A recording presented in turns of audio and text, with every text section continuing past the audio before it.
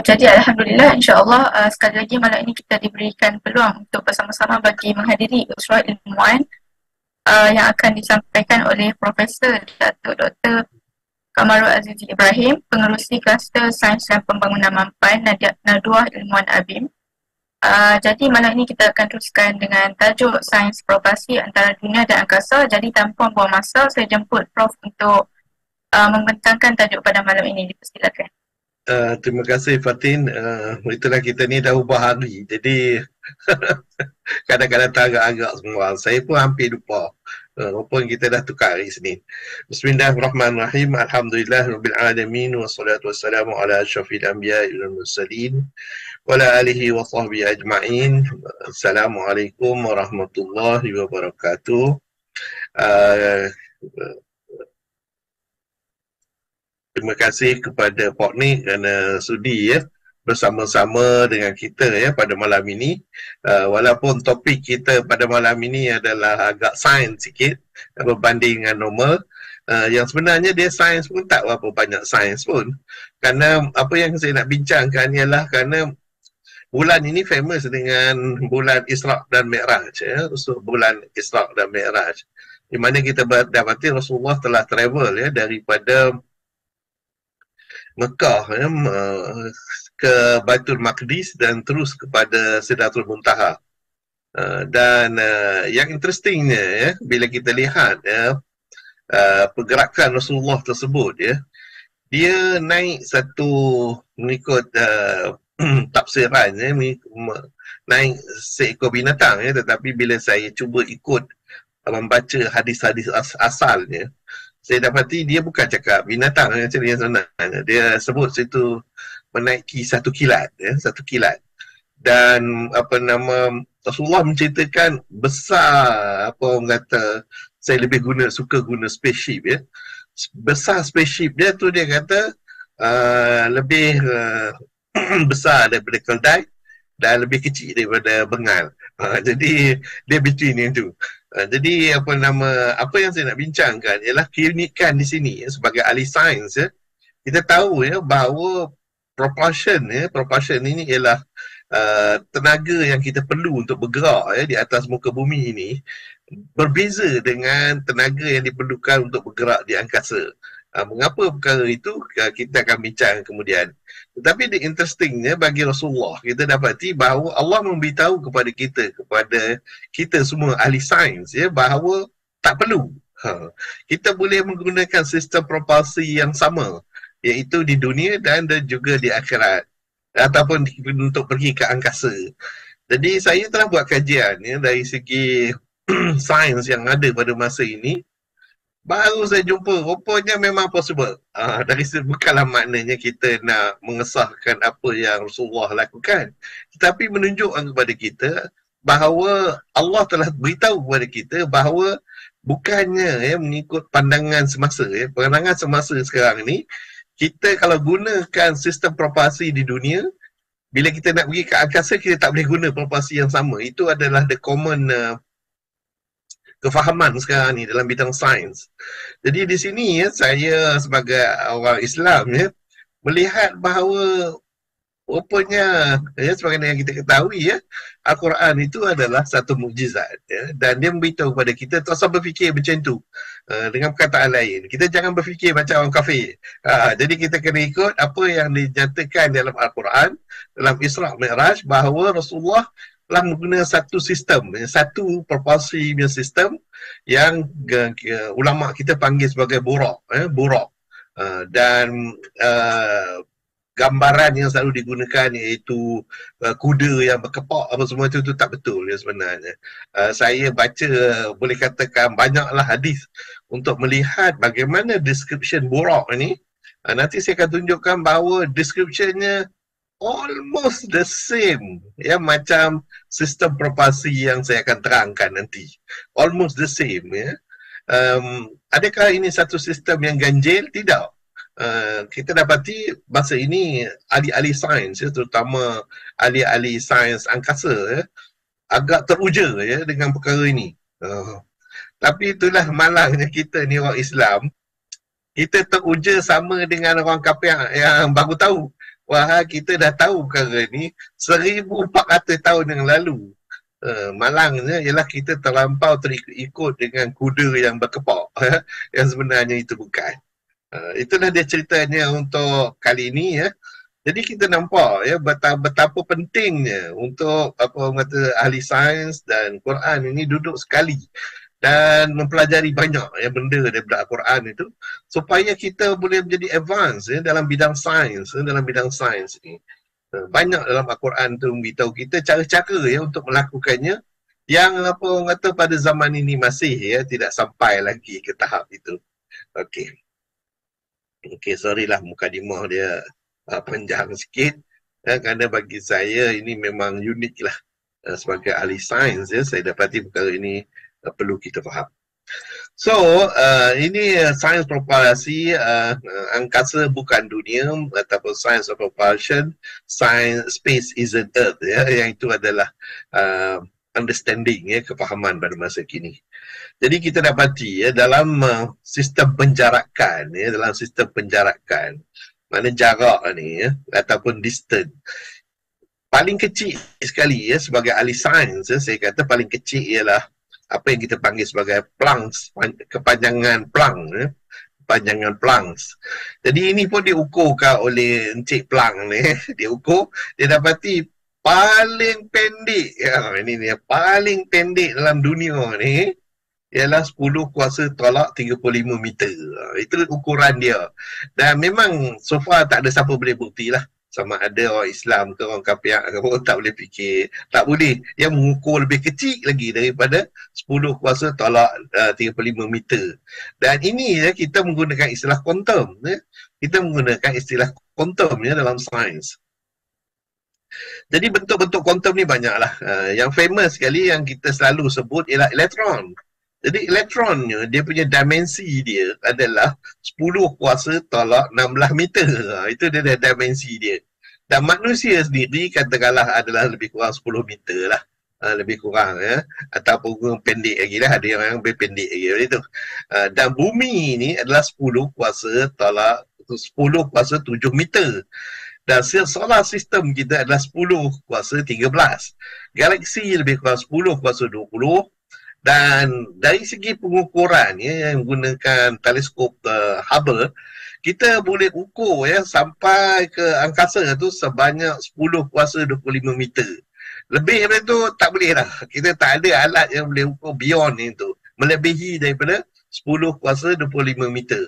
Jadi manusia ni Allah memberikan akal ya, yang sesuatu yang unik kita ni manusia ni, bahawa kita boleh mengukur sekecil-kecilnya 10 tolak 35 meter, which is the Planck constant, Planck length ataupun panjang Planck, dan kita boleh ukur sebesar-besar sejauh-jauhnya 10 kuasa 25 meter.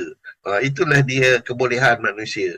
Jadi bila kita dah tahu dah jarak yang kita boleh ukur ini, maka berarti ya bahawa secara tak langsung ya kita boleh membuat satu transport system ya, sistem angkutan yang boleh bergerak daripada dua-dua ekstrim ini. Itu yang saya akan bincangkan pada hari ini. Jadi di atas bumi semua orang tahulah ini dia typical transport di atas bumi. Ada yang boleh kita bagikan yang bermain di atas udara, di atas bumi, di dalam laut, ataupun sebagai rail ya, sebagai rail. Jadi ini adalah transport yang ada di bumi ya.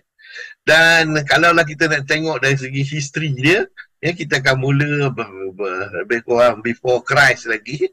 Kita dah ada chariot, kemudian kita dapat kereta, dan masa itu juga sebelum BC pun kita dah ada kapal ya, dan kegerakan kapal ya, sehinggalah sekarang ni lah yang kapal yang tercanggih sekali. Okey, dan begitu juga kenderaan dah bertukar dari kereta macam ni, jadi sekarang dah canggih je. Dan dari segi balloon saja, kemudian Zeppelin, kemudian kapal terbang ni menjadi canggih. Jadi ini adalah evolution ya, maknanya manusia ni Allah berikan akal untuk berfikir. Dan berfikir ya, pemikiran daripada akal tersebut ya, menyebabkan kita dapat perubahan ya dalam transport system di atas muka bumi. Ini Earth ya, yang disebutkan sebagai Earth. Dan kalau kita tengok kereta sendiri, ya, kereta berubah pada tahun 1900 ni, kereta ni opini. Kemudian dia macam ni akhirnya tu dia Toyota Prius ya, yang hybrid itu. Dia boleh buat elektrik dan dia boleh buat bawa dengan minyak.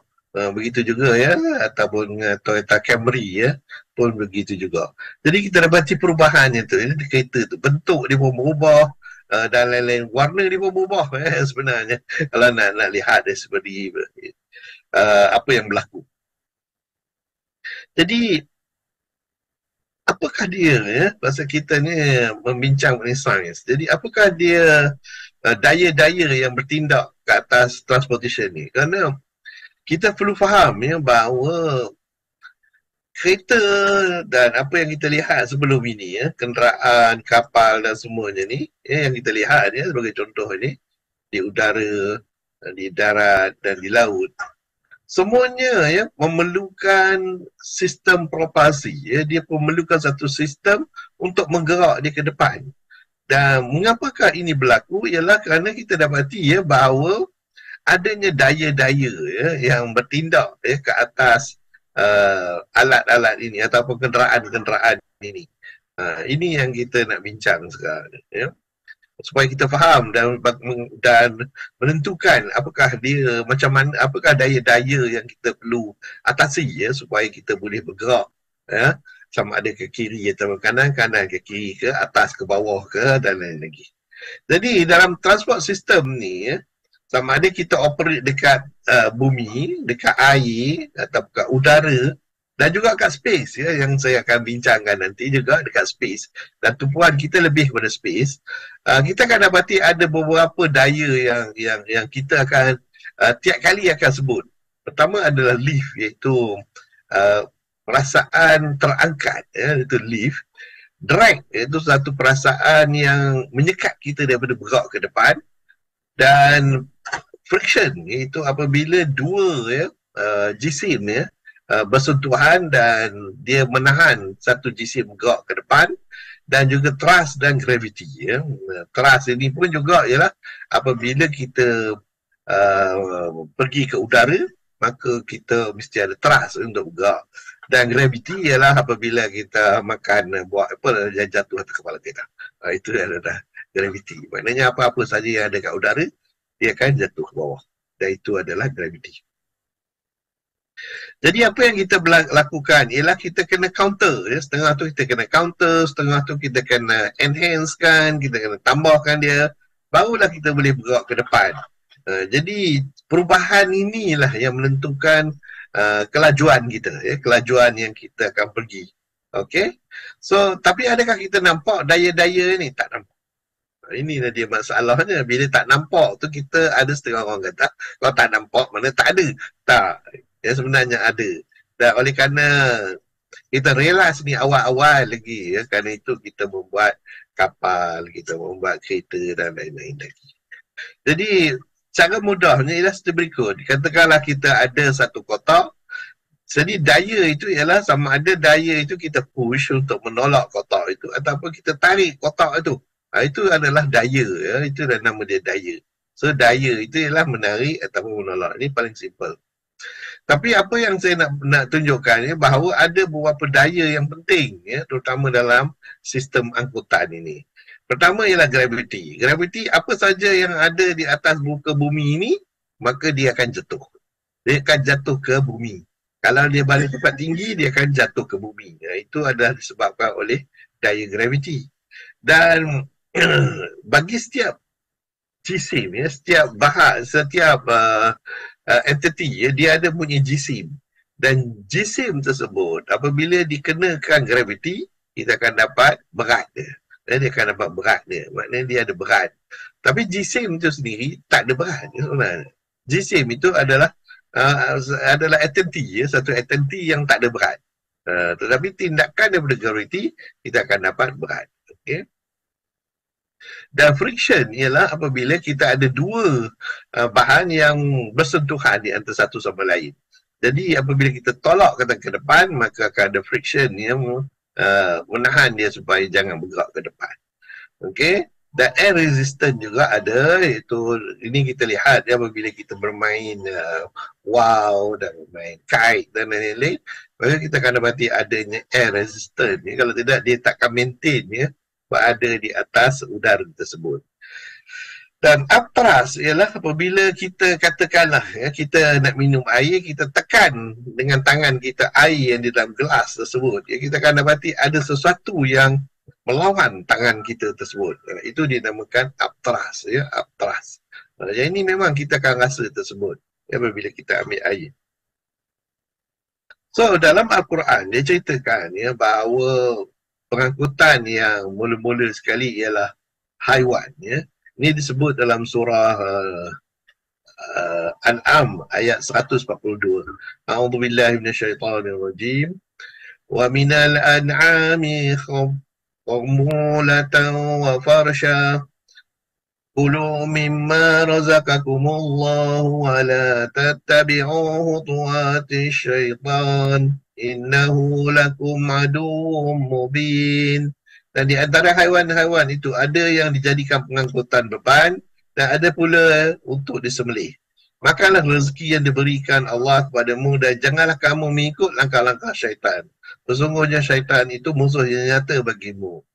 Jadi mungkin kita dia menjadi pengangkutan ni dalam kes ini mengangkut ataupun dia mengangkut buku ya, banyak buku. Okey. So inilah dianya haiwan ya. Mula-mula kita diberitahu bahawa haiwan-haiwan digunakan ya dalam pengangkutan di bumi.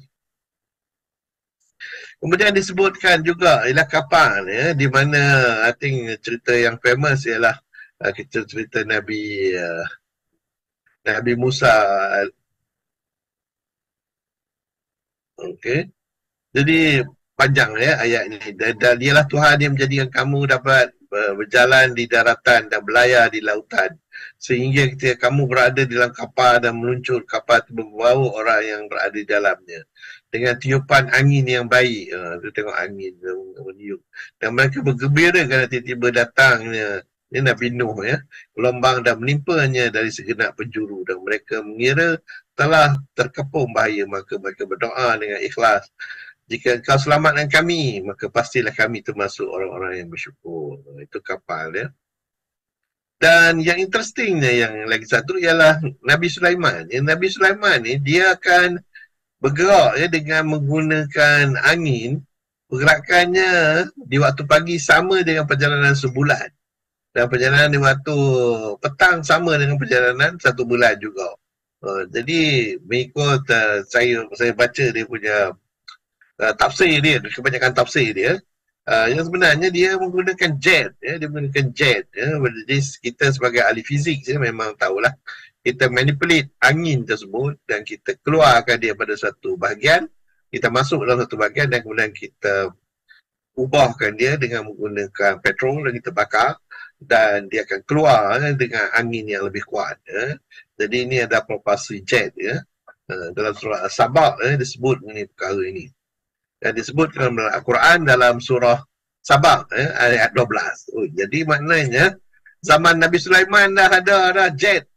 Jadi tapi tak tahu apa jadi dengan jet di zaman Nabi Sulaiman tersebut ya. Banyak perkara-perkara di dalam zaman Nabi Sulaiman alaihi salam yang lost ya dari segi sains dia. Impact sains dia. Salah satu yang paling famous sekali ialah teleportation ya. Teleportation ini berlaku dalam zaman Nabi Sulaiman alaihi salam juga. Iaitu apabila ya dia punya menteri je membawa tahta kerajaan daripada Yaman, dia bawa ke Baitul Maqdis dalam masa yang sekelip mata saja. Jadi ini adalah teleportation ya, dalam sistem pengangkutan sekarang. Tapi sampai sekarang kita masih tak tahu ya macam mana, walaupun telah ada ya kemungkinan ya berlakunya teleportation ini. Tetapi baru sebelum saya pencen, saya pergi melawat, ada seorang ahli sains ya, daripada France ya, di Paris. Saya pergi ke Paris dan mengikut kata dia, mengikut kertas kerja dia lah, mengatakan bahawa dia telah mencipta teleportation ini dalam makmal dia. So saya pergi kat sana dan tengok. Tetapi tahu macam mana kan sistem tu dia kata rosak. Jadi saya tak boleh nak tengok. Saya nak tengok macam mana dia boleh buat ya barang tu berpindah daripada satu tempat ke satu tempat tanpa melalui apa-apa melalui teleportation saja. So yang itu pun knowledge itu hilang ya. Sekarang ni kita masih tak tahu lagi ya macam mana nak buat itu. Okay, so ini adalah dilakukan semua di atas muka bumi ya, di atas muka bumi. Dan apa yang kita nak bincang sekarang ni ialah apa yang berlaku di angkasa. Ya, kalau atas bumi kita fahamlah, kita ada bumi, kita ada core dia dan lain-lain lagi. Jadi kalaulah ikut planning yang ada sekarang ni ya, macam-macam planning ya, NASA memang banyak lah dia ceritakan ya. Apakah dia planning dia ya, kita tengok ya, bila kita nak pergi ke angkasa kita pergi kepada troposfer, stratosfer, mesosfer, thermosfer, exosfer. Jadi sekarang ni kapal terbang kita di troposfer. Kalau lah kita nak naik tinggi lagi stratosfer, kita selalunya guna balloon. Kalau lah kita nak naik mesosfer, kita guna roket. Thermosfer, dan akhirnya kita kena guna special apa nama kapal terbang lah dekat exosfer. Tapi apa yang berlaku lepas tu? Yang ini yang jadi yang ini pun nanti saya akan bincangkan ya, daripada Isra dan Mi'raj. Jadi ada beberapa perkara yang dekat bumi tak ada ya, iaitu salah satunya ialah solar flare. Solar flare ni ialah apabila matahari ni suddenly mengeluarkan tenaga yang banyak. Jadi apabila dia mengeluarkan tenaga yang banyak, dia akan mengeluarkan cahaya yang tinggi ya, dia punya kepekatannya atau concentration dia. Jadi kita ni, bumi kita ni, Allah telah cipta adanya medan magnet. Jadi medan magnet ni protectkan bumi kita daripada flare ni. Dah jarak di antara matahari dengan bumi ni Allah tetapkan pada jarak yang tertentu saja. Kalau lah katakan jarak ni menjadi pendek, maka bumi ni akan terbakar. Kalau letak jauh, bumi akan menjadi jadi ais. So jarak ni betul-betul tepat.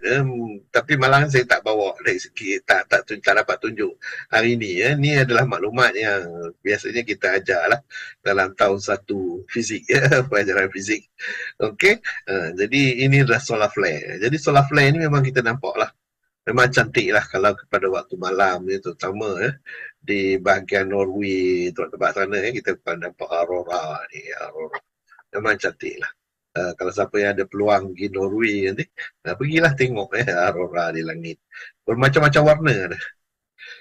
Okay, questionnya sekarang, is there any force in the space? Ya, bila kita cakap, tadi saya dah sebutkan ya, ada beberapa tenaga daya yang kita terpaksa atasi ya, untuk bergerak di atas muka bumi. Tapi macam mana pula di angkasa? Adakah juga daya-daya? Jadi kita dapati bahawa ada. Yang pertama ialah gravitational force sendiri ya. Gravity. Gravity ni ialah daya yang wujud apabila ada dua jisim yang besar. Jisim yang besar. Jadi sebagai contoh di antara bumi dengan bulan. Jadi itu adalah dua jisim yang besar. Dan bagi kita, kalau di atas muka bumi, kita nampaknya dalam bentuk air pasang dan air surut. Ya? Air pasang dan air surut. Tapi kalau di angkasa pun, kita akan dapati adanya this gravitational force. Ya, baru-baru ni, ya, ada seorang ahli sains yang berasal dari Malaysia telah pun mengukur ya, daya gravity ni ya, di angkasa. Okay, di angkasa. Very interesting. Cuma, ianya agak kecil ya, agak kecil. Susah untuk diukur. Jadi kalau nak kata ada tak daya di angkasa? Ada. Okey. So kita kena kata ada jugalah. Jadi yes, they are. Dia adalah samalah yang sebenarnya mengikut apa yang kita pelajari ya, bahawa ada 4 ya daya yang menjadi fundamental ya bagi sebarang objek ya. Iaitu strong nuclear force yang menghold di antara neutron dengan proton, the weak nuclear force yang menyebabkan radioactivity decay, electromagnetic force yang menyebabkan sebagai contoh cahaya, dan gravitational force. Jadi ini adalah daya-daya yang ada ya, empat daya-daya yang ada ya di muka bumi dan juga di angkasa ya. Cuma sama ada daya ini akan beri impak kepada angkutan atau tidak, itu saja persoalannya. Jadi inilah yang menjadi isu yang saya akan bincangkan dalam hari ini ya. Jadi space ya, kita dapati di antara satu objek ke satu objek yang lain memang jauh. Di atas bukannya sebagaimana kat bumi semuanya dekat-dekat je. Jadi impak daya-daya, empat daya ni memang akan beri kesan ya, ke antara satu sama lain. Tapi bila kita pergi kat space ya, oleh kerana jaraknya jauh, hanya daya graviti saja yang kita akan dapat kesannya. Tetapi daya-daya lain ada, tetapi very dari segi kecil, dia terlalu kecil. Jadi itu penting ya untuk kita faham ya mengenai daya-daya ya di angkasa. Jadi typically ya selalunya ya, sebagaimana kita telah bincang dulu semasa kita mencari Lauh Mahfuz ya, kita lukis ya, ini adalah space diagram ya, ini adalah space time diagram ya, space time diagram typically. So kalau kita tengok ni cakapkan adanya satu bahagian di mana dia ada space iaitu ruang, jadi kecil pula jadi yang ini yang drawing ini agak mengelirukan dia sebenarnya. Dia atas ni bukannya space. Atas ini adalah, kalau nak ikutkan atas ini, kalau kita nak faham cara normal kita ni, mana XY ini adalah XY space, ruang, dan ke bawah ni, kalau kita ambil ke bawah ni Z, maka ini adalah masa. Ini adalah time space. So inilah dia perbincangan dia ya. Maka kita dapati ya, dia melengkung ya. Mengapa dia melengkung? Ini kerana adanya apa yang kita panggil sebagai gravity bending ya, gravity bending. Jadi yang ini kita dah bincang ya dalam kuliah yang lepas. So saya tak nak go into detail lah dalam cerita Lauh Mahfuz ya. Kita bincang ya, warping ni. Ini dinamakan warping ya, warping pada space ya. Okay. So bila kita hidup ya di dunia ini ya, maka kita akan tahu ya bahawa ada law of motion ya, law of motion. Jadi the law of motion memang akan ada ya, dan ini mula dibincangkan oleh Isaac Newton lah pada 17. Jadi bila kita ada dekat orbit, kita dapati bahawa daya-daya yang saya sebutkan tadi dah tak ada. Jadi maknanya kita akan merasa kita terapung ya, kita akan terapung ya. Jadi yang ini ya mula dirasai oleh kosmonaut Yuri Gagarin ya, mula-mula naik ke angkasa, dia dapati diri dia terapung-apung ya, terapung-apung. Jadi itulah permulaannya. Jadi apa yang berlaku? Newton second law, dalam mana Newton second law mengatakan daya ialah apabila kita accelerate ataupun de-accelerate a body. Tetapi kalaulah daya itu sendiri ya, kita dapati ya, berada dalam ruang angkasa ya, maka kita akan dapati kalaulah kita accelerate, dia tak decelerate. Maknanya dia accelerate, dia takkan slow. Kalaulah kita slow, dia takkan berhenti, dia slow aja. Jadi itu dia angkasa ya, apa yang berlaku pada angkasa ya. Dan ini penting ya. Jadi dalam kalau third law dia berkata every action there is an equal and opposite reaction. Okay, tapi kalau di angkasa macam mana? Tak ada. Maknanya kalau kita baling bola tu tak berhenti-henti, dia akan pusing aja dunia ni. Ataupun kita type apa orang kata di kita punya komputer pun sama, kita type dia meletup, dia masih je maintain kat situ. Okey, itu dia keadaannya ya. Jadi undang-undang yang kita ada di muka bumi ni sekarang ni berubah ya di angkasa ya, kerana tak adanya apa yang kita panggil keadaan vacuum ya, keadaan vacuum. It is not that the laws of motion are very different. Bukannya beza. Tapi masih ada. Tetapi disebabkan oleh bumi ni, ada gravitational force dia yang menyebabkan apa yang kita rasa sekarang ni bila kita duduk atas muka bumi. Jadi bila kita nak pergi ke space, keadaan kita adalah berbeza. Kerana gravitational force, bila kita naik ke angkasa, dia makin lama kurang, makin kurang. So disebabkan oleh gravitational force ni, kita dapati kita merasai perkara yang berbeza. Okay. Jadi sekarang ni ini akan kita gunakan ya. Kalaulah kita boleh buat ya, pasal benda-benda ni semua, oleh kerana dianya kita tak biasa ya. So kita perlu ada satu space station dekat langit, di atas angkasa, supaya kita senang ya untuk pergi kepada tempat-tempat lain. So apa dicadangkan ialah kita ada stesen kat atas ni, kita hantar semua ni, pasangkan dia semua, baru kita hantar ke space. Kerana benda-benda ni semua, kalau kita buat kat atas muka bumi, dia tak sama. Dia tak sama dengan kalau kita buatkan di angkasa lepas. Jadi apabila kita buat dia mengikut quote-unquote spek angkasa lepas, maka dia akan lebih mudah untuk digunakan di angkasa lepas. So itulah dia kebanyakannya idea sekarang ini, teknologi sekarang ni. Jadi yang paling famous yang pernah diceritakan ialah the space economy. So, semua orang believe that dekat atas tu ada macam-macam. Ada gold, ada platinum, ada macam-macam bahan ya. Dan siapa yang boleh sampai dulu ya, untuk mendapat ini akan menjadi kaya raya lah. So that's why space ialah satu tempat di mana semua orang sedang berusaha ya untuk pergi ke sana. Jadi kalau mengikutkan billion of dollars lah we are talking about, dan dari segi job creation pun memang banyak.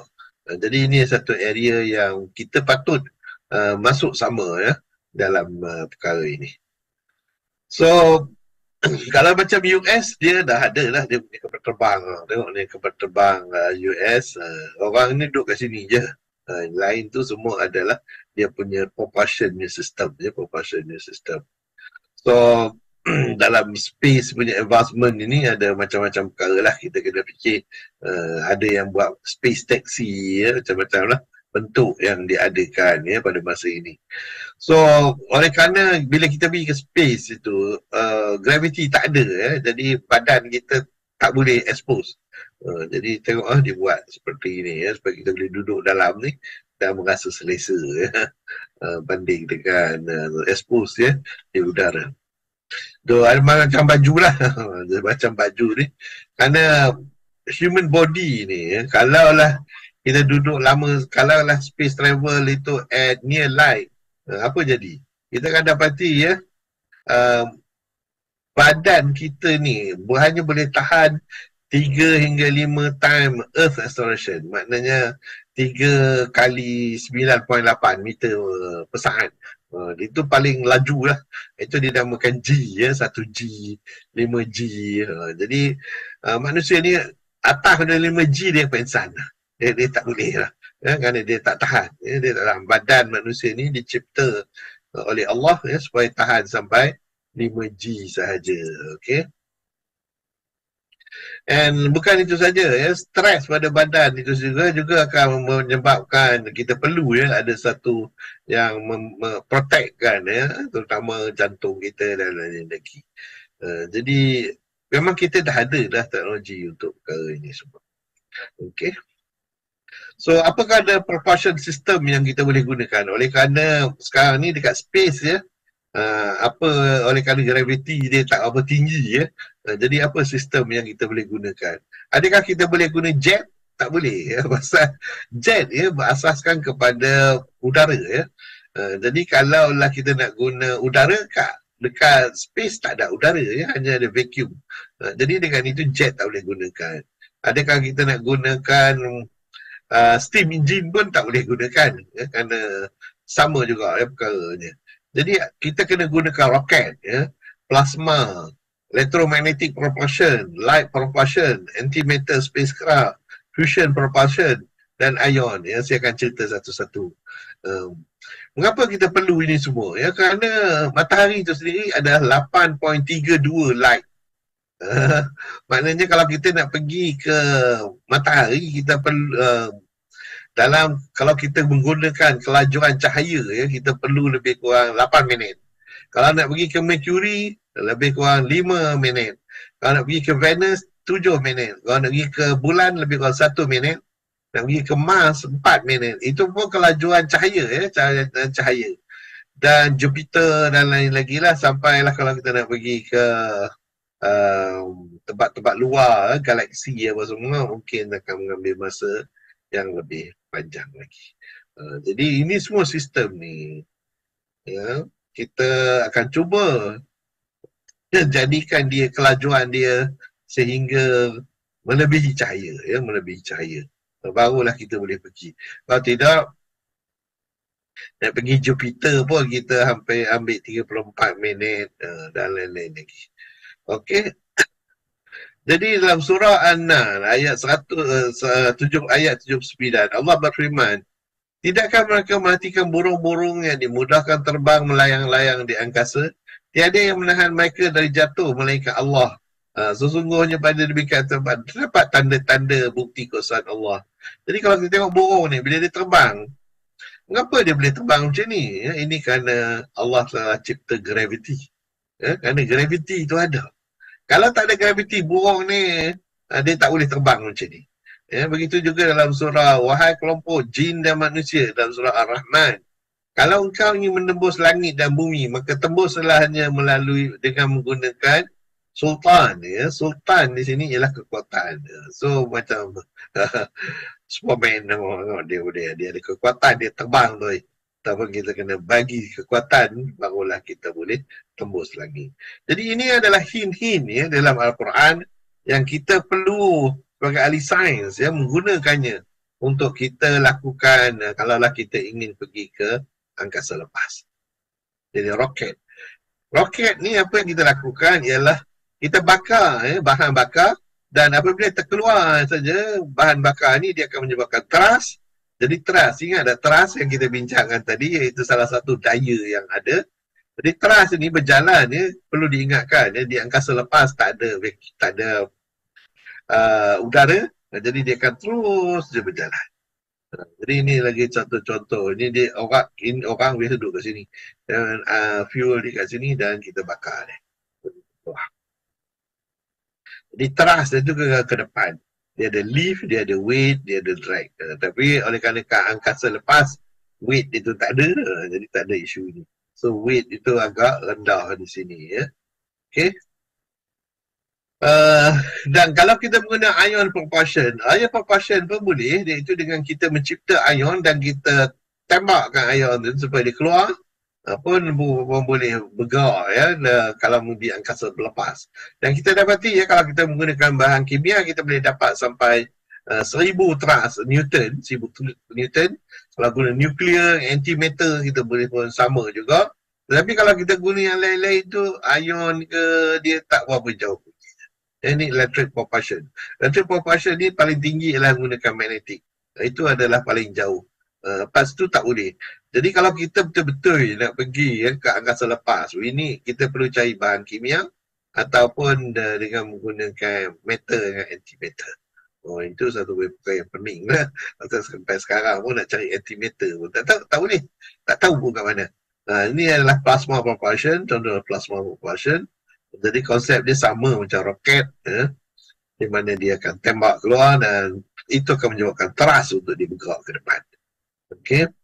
Dan ada lagi satu cara, iaitu menggunakan air. Yang ini very interesting. Yang ini agak baru lagi, ya, masih lagi dalam perbincangan, ya. Iaitu, tapi itulah malangnya bila air cakap dah guna air, kita pun terfikir kita nak minum apa ke atas udara ni kalau tak ada air. So ini banyak orang kata mungkin tak dikonsider langsung lah. Tapi ini adalah satu option yang ada pada masa ini. Cuma soalannya, apa jadi kalau tiba-tiba habis minyak? Kita kalau di atas bumi ni, kalau ada habis minyak, pergi je kalau stesen minyak, isi minyak. Kalau guna kereta hybrid, kita pergilah charge bateri kita. Tapi kalau kat udara, Macam mana? Kenalah cari minyak tu dekat planet ke, bintang ke, kira lain. Tapi kita perlu ingat ya, bahawa dekat udara tu tak ada, mungkin ada lah gas sikit-sikit, dust apa semua lah. Tetapi secara dasarnya ya, ianya vacuum. Ya, dia vacuum. Jadi oleh kerana dia vacuum yang sebenarnya, jet, kapal angkasa ni, once kita pasang roket, dia akan bergerak dan tak akan berhenti. Dia tak akan berhenti. Dia kata kita roket kita on katakan 5 minit. So bila on 5 minit, dia akan pergi ke depan. Dia akan accelerate. Dia akan memecut ke depan. Dia akan memecut sampai bila-bila. Kalau lah katakan tiba-tiba ada, sebagai contoh lah, ada asteroid ke depan, maka dia akan langgar lah asteroid. Jadi ini masalah dia lah. Jadi kena pula tembak roket lain pula ke belakang. Jadi dia ke depan. Jadi ini adalah apa yang berlaku ya, kapal terbang apa ke semua, dia akan bergerak tanpa berhenti. Ini dia satu perkara yang kita yang di atas bumi ni tak boleh nak fikir. Ya, kerana di bumi kita ada friction, kita ada macam-macam ya, resistant, air resistant dan lain-lain yang menyebabkan benda tu takkan bergerak habis-habis. The worst come to worst dia kata dia akan jatuh ke bumi balik. Iaitu gravity. Jadi itu di bumi. Now, bila kita pergi ke angkasa, kita kena berfikir cara yang berbeza ya, dengan normal kita berfikir ya, di atas muka bumi ini. Jadi apa yang jelasnya ialah once kita, kalaulah dalam movie-movie dia tunjuk macam roket tu, dia punya roket tak tutup-tutup, itu tak betul tu. Dekat angkasa, once roket tu sekali je on, kata 2 saat, dia akan berjalan tanpa berhenti lah. Tak payah nak bubuh lagi roket, tak perlu. Jadi inilah beza dia ya, dekat space ya, dekat space. Okay, so ini dia konsep pulse punya engine ya, di mana dengan pulse generation kita dapati bila perlu kita letakkan daya tersebut keluar. Jadi dengan mengawal daya ini kita boleh mengawal direction dan juga mengawal bagaimana ya spaceship itu akan bergerak. Okay, so memang dah ada lah teknologinya. Jadi space speed limit, apa dia limit dia? Mengikut Einstein ya, speed yang paling laju sekali, tak kira lah di bumi ke, di angkasa ke, ialah speed cahaya. Tak boleh, semua benda tak boleh travel lebih daripada laju cahaya. Jadi mengikut pandangan Einstein ya, bila kecuali kalaulah benda itu tak ada jisim ya, tak ada jisim. So puncanya ialah dia kata apabila dia bergerak lebih laju daripada cahaya, maka jisim dia akan menjadi lebih besar. Lebih besar. Tetapi ini adalah konsep yang banyak menjadi isu lah. Orang kata ya, jisim yang dimasukkan itu adakah dia jisim yang berubah dengan masa ya, tetapi dari segi konsep fizik asalnya kita always percaya bahawa jisim tak berubah walau apa pun terjadi. Adakah ini relativistic jisim jisim yang disebabkan oleh relativity? Ini pun lagi satu persoalan. Jadi ini banyak isu lah. Jadi untuk mengelakkan daripada kita bincang pasal jisim ni sama ada dia bertambah atau tidak, kita akan create satu propulsion punya sistem, tak perlu fikir pasal jisim, tak perlu guna jisim. Ini dia yang baru yang kita akan bincangkan sekarang ni. Jadi kalaulah kita tak berfikir punya jisim ini, ada kemungkinan kita akan dapat super luminal velocity, maknanya laju yang melebihi cahaya. Jadi apakah ini mungkin? Adakah ini pernah berlaku? Ada ya. Bila kita tengok pada kuasa ni, ini adalah di mana ada banyak sumber cahaya ya, banyak sumber cahaya. Kalau kita tengok banyak sumber cahaya ni, kita akan dapati ada cahaya yang travel lebih laju daripada cahaya yang lain. Tetapi mengikut ahli fizik yang mengatakan tak mungkin adanya kelajuan lebih daripada kelajuan cahaya. Ya, dia kata itu pasal you tengok cahaya daripada sumber yang lain. Ya, kerana kuasa ni mempunyai banyak sumber cahaya. Jadi bila banyak sumber cahaya, cahaya yang you tengok tu sebenarnya cahaya yang lain. Tapi yang cahaya yang you ukur adalah cahaya yang lain. Jadi bila itu kita akan dapati seakan-akan. Itu yang dinamakan super luminal velocity. Tetapi yang sebenarnya mengikut kajian yang saya akan tunjukkan nanti, bahawa kita boleh. Kalaulah kita boleh lakukan itu, ya, maka kita namakannya ialah Tycon, ya, iaitu faster than light, ya, dia boleh travel faster than light, ya, atom T yang boleh travel lebih laju daripada cahaya, ini dinamakan Tycon, ya, dan ianya satu perkara yang baru, mengikut kajian yang ada sekarang ni, kemungkinan ini memang ada. Lebih kurang 5 tahun yang lepas, semua orang kata tak ada. Jadi ini agak baru lah. Tak ramai orang pun yang bincang mengenai perkara ini kerana dia agak baru. So, apakah dia Tycon ni? Kita bincang. Di mana kita dapat hint ini? Saya sendiri, personally, dapat daripada apa yang berlaku dalam Isra' dan Mi'raj. Ya, dalam cerita Isra' dan Mi'raj. Di mana Allah menyebut yang mengenai Isra' dan Mi'raj ini. A'udzubillahi minasyaitonirrajim. Subhanalladzi asra bi'abdihi laylan minal masjidil haram ilal masjidil aqsal alladzi barakna hawlahu linuriyahu min ayatina innahu huwas sami'ul basir. Maha suci Allah yang telah memperjalankan hamba-Nya Muhammad dari malam hari dari Masjidil Haram ke Masjidil Aqsa. Tengok, di Masjidil Haram ke Masjidil Aqsa itu atas bumi, yang telah diberkati sekelilingnya agar kami melihat kepadanya sebagian tanda kebesaran kami dan sungguhnya dia maha mendengar. Jadi itu Isra' dan Mi'raj ke langit. Jadi Isra' menjelaskan perjalanan Rasulullah menempuh daripada Masjid Mekah ke Masjidil Aqsa di Palestin. Sementara perjalanan Mi'raj adalah perjalanan dari Masjid Aqsa menuju ke Sidratul Muntaha. Jadi kalau kita nak tengok ini macam ni lah. Daripada orang kata Masjid Haram pergi ke Masjid Aqsa dan terus naik ke langit. Ya, terus naik ke langit. Jadi kalau nak tengok lukisan yang lebih cantik daripada Mekah, dia pergi ke siapa yang pernah pergi ke Palestin lah. Ini adalah Dome of the Rock. Dome of the Rock. Jadi bila kita pergi ke sana, ni perjalanan ni berlaku di atas muka bumi.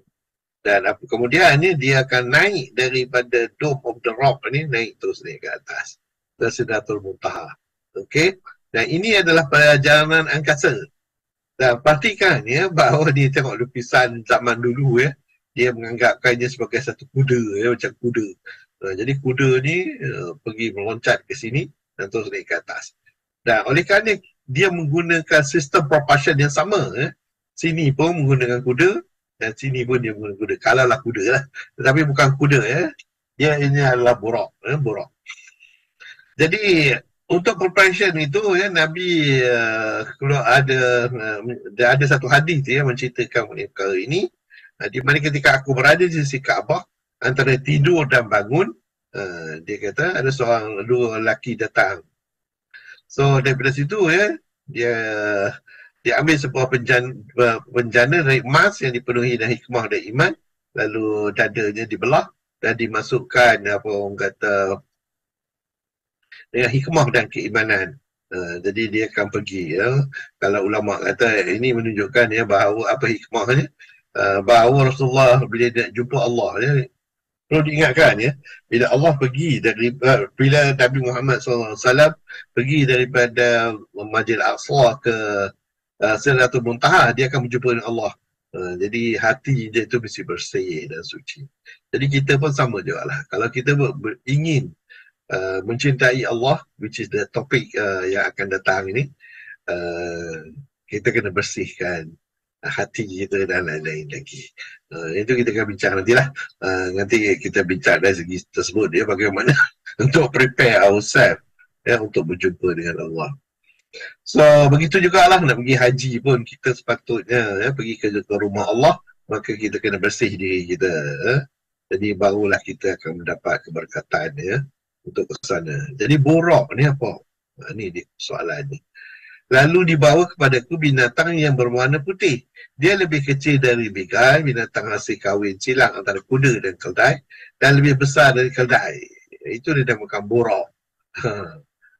Kenderaan borak. So dalam ayat yang lain diceritakan juga, dia meletakkan langkah itu sejauh mata memandang. Oh, itu dia.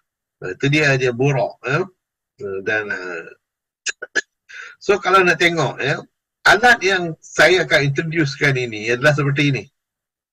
Ini dia alat yang saya nak introducekan. Kalau tengok, ini macam borak juga lah ni.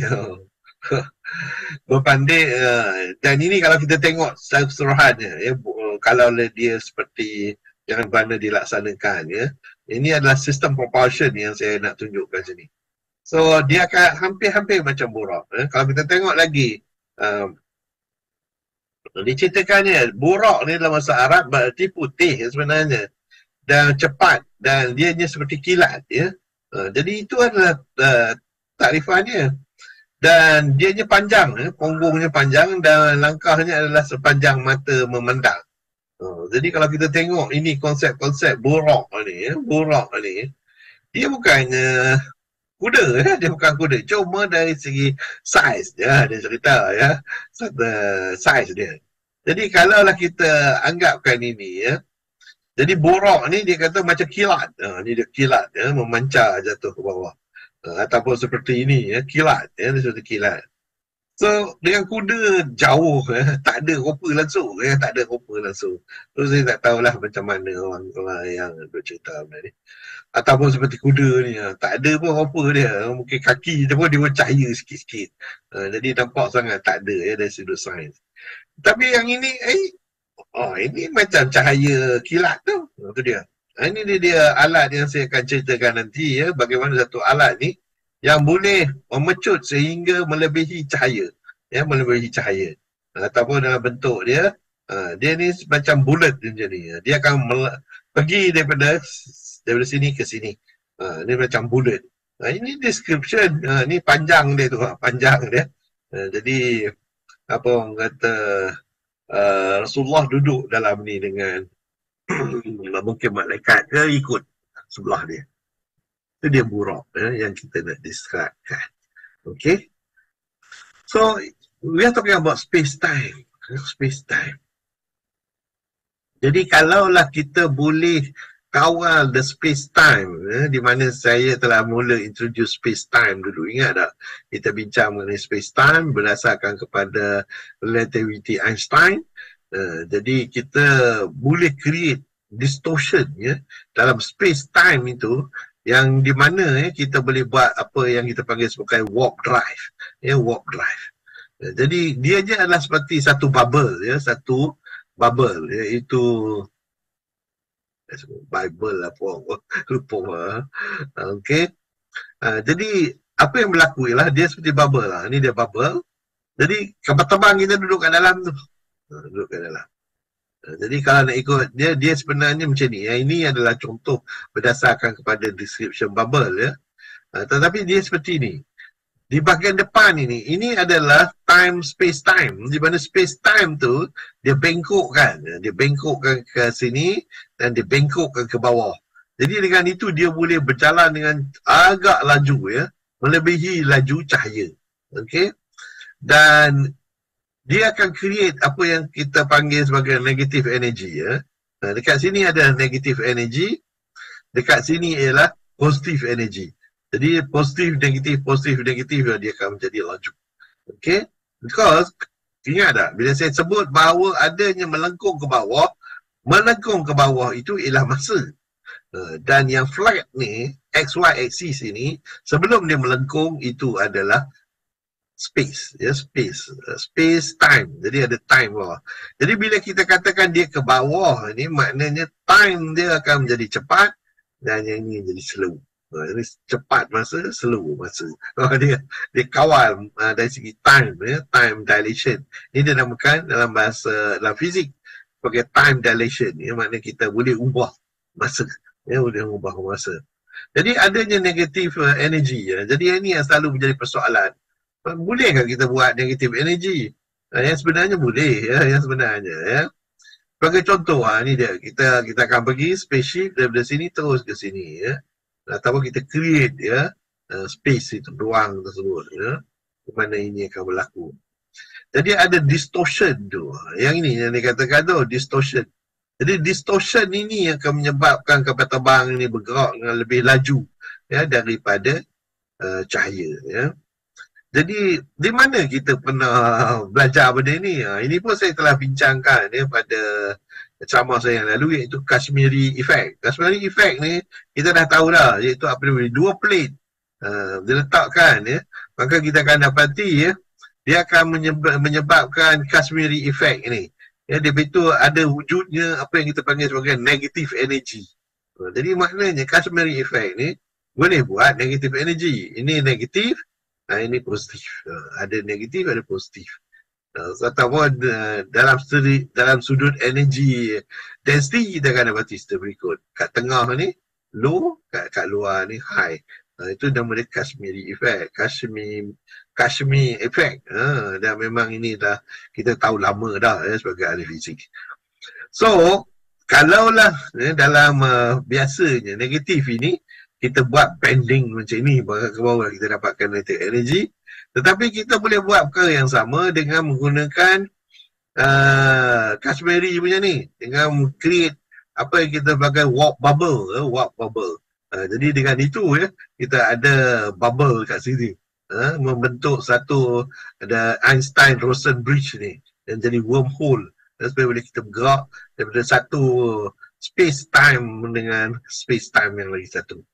Okay, jadi dia punya propagation ni very interesting, kerana dia akan bergerak berdasarkan kepada Tally Para Equivalent of General Relativity, TEGR, yang ini panjang cerita, equation dia berderit-derit, tapi tu risau, dia terima je yang ini. Jadi apabila kita dapati dia bergerak bukan kerana space, dia bukan bergerak kerana space, dia akan bergerak kerana time.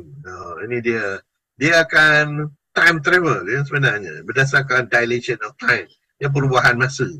Okey, saya bagi rujukan bagi siapa yang berminat untuk follow ini ada rujukan. So pastikan rujukannya semuanya tahun lepas, 2022. Ni cerita baru, orang masih tak bincang lagi. Kat Malaysia tak tahulah, tak ada orang bincang kot. Jadi kalaulah kita tengok daripada awalnya, dia quite simple. Dia akan membentuk bubble ni dekat space. Jadi equation yang selalu kita gunakan ialah untuk mendapat warp drive, motion dia x direction, maka kita dapat equation seperti ini. So kalaulah kita ubah dia punya geometri dia sikit, maka kita boleh buat persamaan yang hampir sama, tetapi kali ini kita tak ada dah. Sebagai contoh, dia akan membentuk seperti berikut. Region 1 adalah pocket, di mana inner metric diameter. Region 2 adalah blown up of space. And then region 3 ialah outward, di mana original metric dia. Dan region 4 ialah warp bubble. Ini dia warp bubble, yang punya ketebalan yang tertentu. Jadi kita semua dah ada calculation dia. Buat tak buat je lagi lepas ni. Jadi lepas tu kita akan dapat space time yang flat. Okay. Jadi dalam bubble ini, kita akan ikut Kashmiri punya cavity. So itu dia bentuk dia. Dia akan ada expanding space, dia akan ada contracting space di depan dia. Jadi dia akan bergerak di dalam bubble ini, dalam bubble ini. Jadi bubble ini akan bergerak. Okay. Jadi mengikut satu konsep ialah kita selain daripada time management, kita boleh juga buat compressing mass of the planet. Kalau kita tak nak negative energy, kita boleh buat time manipulation of the bubble. Yang ni susah sikit lah, kerana ni massive. Tapi badan kalau fikir-fikirkan, kalau kita buat ni untuk kawasan yang kecil, memang it is possible. Dia tak perlu kawasan yang besar. Jadi ini compressing mass of the planet ni satu lagi konsep. Yang ini adalah yang asal, iaitu berdasarkan kepada warp drive ini adalah dengan kita buat negative energy. Yang ini kita buat berdasarkan kepada distortion of the apa nama space time punya distortion. Okay, so ada dua option lah boleh kita buat untuk bubble propulsion. Ini dinamakan bubble propulsion. Jadi ini dia contoh dia lah apa mana kapal terbang tu nanti, dan saya difahamkan ini telah dibuat oleh NASA. Mereka sedang menjalankan ujian dan hopefully kalaulah ini berjaya, maka kita boleh tengoklah the drag and catch bubble punya macam mana. So katakanlah kita nak pergi daripada sini ke sini, kalaulah ada somebody dah siap-siap dah nak pergi dari sini ke sini menggunakan time drive, maka kita akan stuck, tak boleh, dan dia tak boleh. Ataupun seperti berikut, maka dia akan stuck kat sini, dia tak boleh clash arah pergerakan dia. So ni time warping. So kita akan dapati ada bubble, dia anchor bubble, ada interdictor bubble, ada heavy interdictor bubble. So ini adalah contoh-contohnya. Akhirnya saya kesimpulannya saya baca surah Al-Hijr ayat 14. A'udzubillahi minasyaitonirrajim. Walau fatahna 'alaihim baban minas sama'i fadhallu fihi rujun, dan kalau kami bukakan kepada mereka salah satu pintu langit, lalu mereka terus naik ke atasnya. So itu dia pintu langit. Bergantung kepada Allah lah. Kalau Allah nak bagi kita, maka kita akan pergilah ke langit. Wallahu a'lam. Wabillahi taufiq wal hidayah. Assalamualaikum warahmatullahi wabarakatuh. Waalaikumsalam warahmatullahi wabarakatuh. Terima kasih Profesor Kamarul Azizi atas pertanyaan menarik pada malam ni. Jadi ilmu baru yang saya dapat malam ni adalah mengenai buruk. Kalau selama ni saya sangkakan buruk adalah sejenis binatang yang semacam kuda yang Prof sebutkan. Rupanya salah, saya beranggapan sedemikian. Okey, jadi sebelum kita berakhir, saya buka dulu untuk sesi respon dan juga soal jawab kalau ada daripada ahli usrah. Silakan kalau ada daripada ni. Kalau ada, ada. Okay,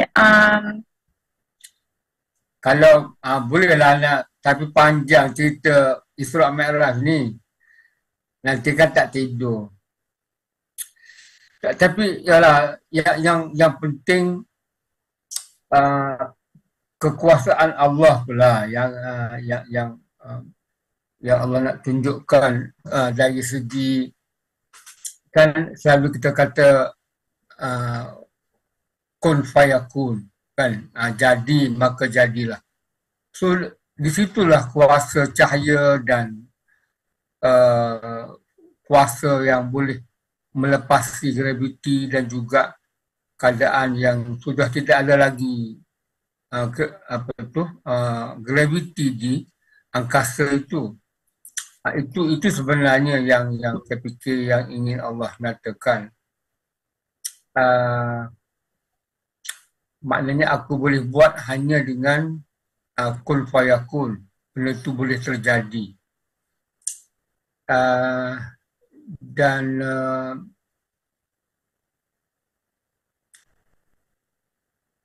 cuma nak tanya doktornya ialah perjalanan di space itu, apakah sebab anda pernah terbaca dalam buku siapa, The Grand Design, dia kata kemungkinan, dia pun kata kemungkinan, dia kata kemungkinan the black hole tu adalah satu ruang, bila kita masuk ke dalamnya, dia akan membawa kita sepantasnya bila dia keluar daripada black hole. Jadi apakah itu ada logiknya dari segi perbahasan yang kita faham? Pergerakan tu yang selaju itu.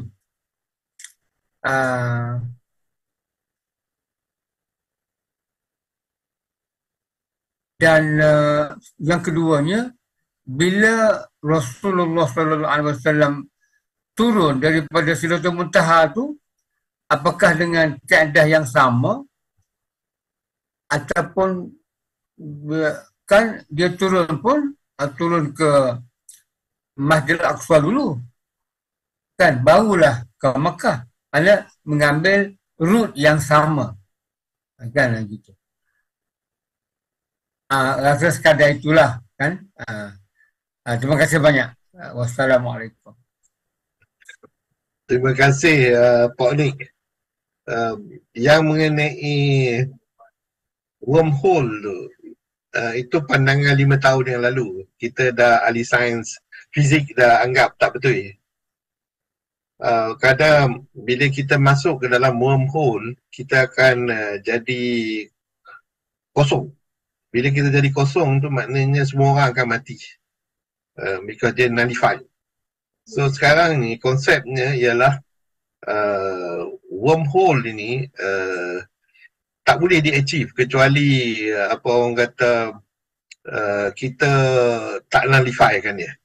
Semua matters, nullifykan matter. Mana nullifykan matter ni ialah semua benda atau entity akan menjadi kosong. Jadi bila kita kata menjadi kosong tu berarti kita hilang lah. hilang, tak ada dah. Tak hidup dah mati dah. Dah mati kena penyet. Itu dia istilah yang paling itulah. So ahli sains semua sekarang ni menganggapkan bahawa yang ini tak mungkin. Bukan tak mungkin dari segi keperluan, dia tak mungkin dari segi keperluan kita. Jadi kita tak nak itu. Jadi apa yang kita cadangkan sekarang ni ialah kita lihat dari segi di mana kita sebagai manusia akan boleh menggunakan opportunity itu.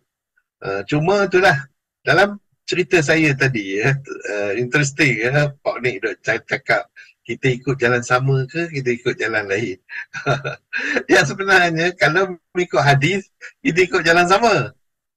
Cuma yang masalah hanya dalam apa orang kata kita dalam dalam sains ni, kalau ikut jalan sama, kalau mengikut sains lah, yang ini saya masih tak boleh nak terima lagi sains mengenai perkara ini, iaitu Rasulullah bila dia turun daripada Sidratul Muntaha, dia sepatutnya sampai pada zaman lain.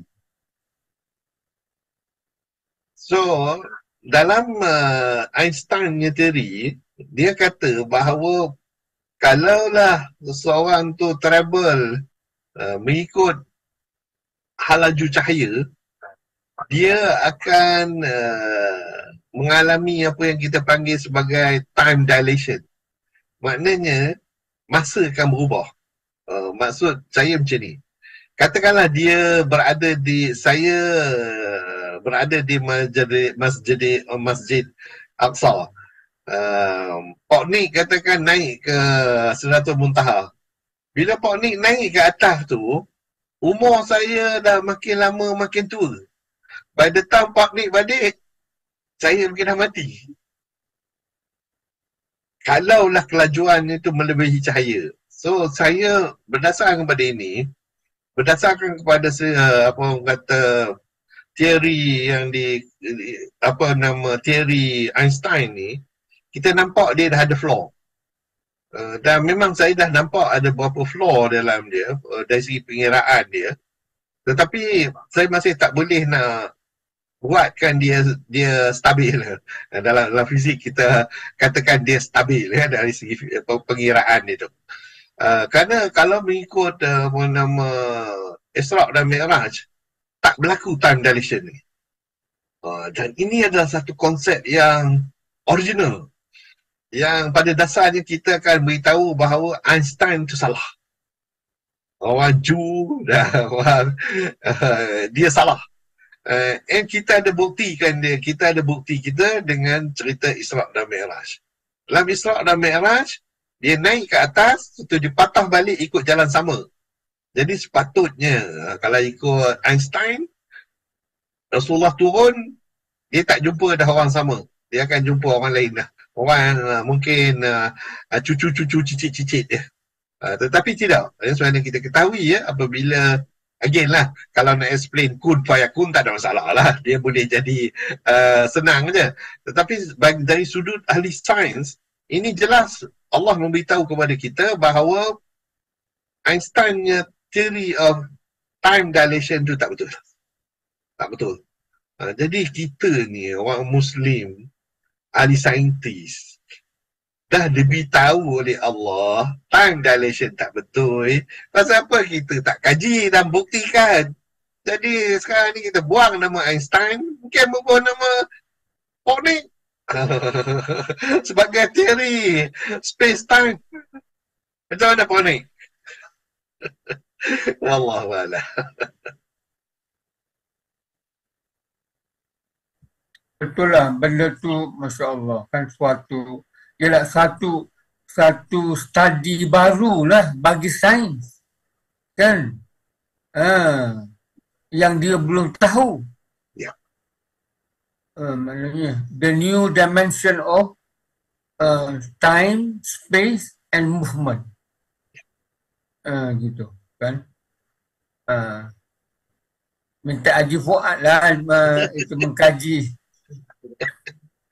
Orang muda kena. Benda-benda yang sains tak tahu tu. Maknanya macam mana benda tu boleh berlaku.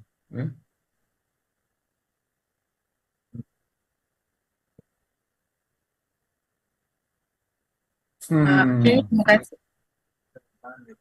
Terima kasih atas respon dan juga saran daripada Prof Nick. Okay, kalau tak ada lagi soalan daripada ahli usrah yang lain, kita tutuplah sesi pada malam ini dengan tasbih kafarah dan suratul As. Subhanallah.